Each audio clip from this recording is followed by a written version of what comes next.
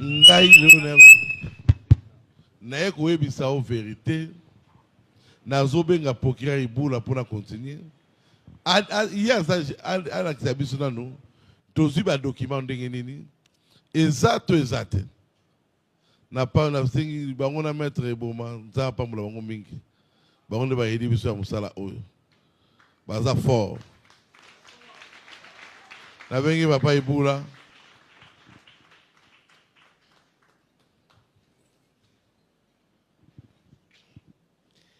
Que Dieu vous bénisse. Ce que le pasteur a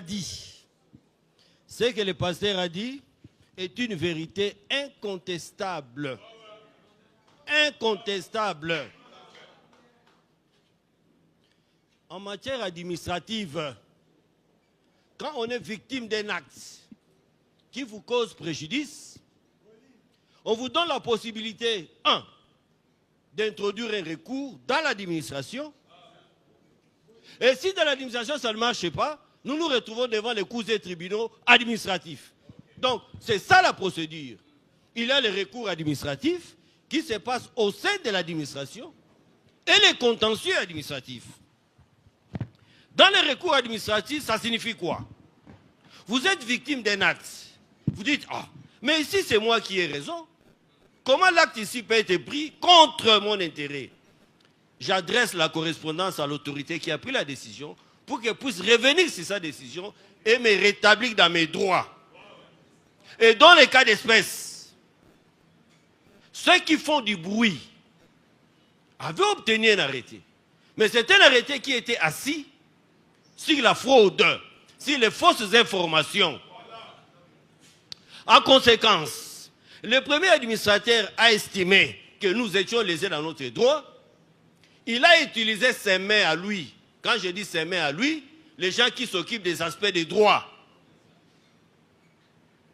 Raison pour laquelle un recours était introduit auprès du ministre. Une équipe a été mise sur pied pour analyser les biens fondés du recours. Et enfin, le ministre avait rapporté l'ancien arrêté, il a abrogé cela dans toutes ses dispositions.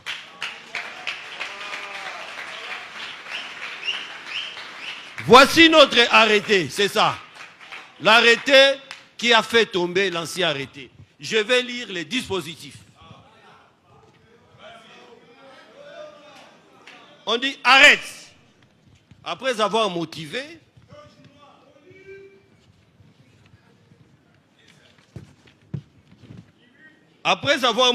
vu la Constitution, vu la loi numéro 004, ainsi de suite, les dispositifs, c'est là où la décision est prise. On dit arrête. Est approuvé le procès verbal de l'Assemblée générale extraordinaire et élective du 7 septembre 2024 par lesquels la majorité des membres effectifs de l'association syndicale confessionnelle dénommée les assemblées chrétiennes du message du temps de la fin, en sigle ASMTF, a désigné les personnes ci-dessous aux fonctions indiquées en regard de leur nom. 1. Premier administrateur représentant légal, le révérend pasteur Barouti Kala Carlos.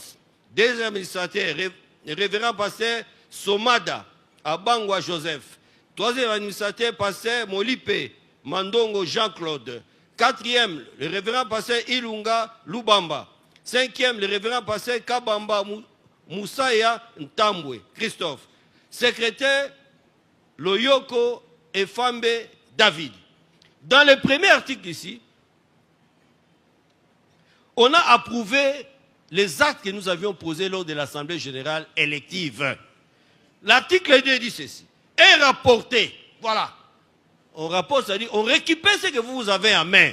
Est rapporté. Je voudrais préciser que l'acte administratif tombe par l'abrogation, l'annulation, les retraits, la caducité. Et dans les cas d'espèce, on a retiré. On dit est rapporté dans toutes ces dispositions l'arrêté ministériel numéro 108 /CAB /ME mine du 31 octobre 2024 approuvant la nomination des personnes chargées de l'administration de l'association sans but lucratif dénommée les assemblées chrétiennes du message du temps de la fin. C'est-à-dire, c'est l'arrêté que détiennent nos amis. Ça a été rapporté.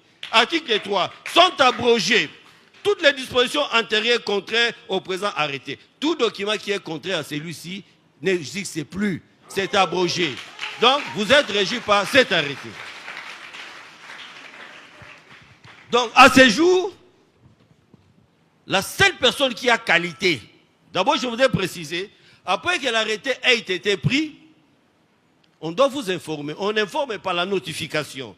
C'est ainsi que le secrétaire général, en date du 15 avril 2025, nous a notifié. A notifié au révérend pasteur Carlos Baroutika Lala Carlos son arrêté. C'est ça la lettre.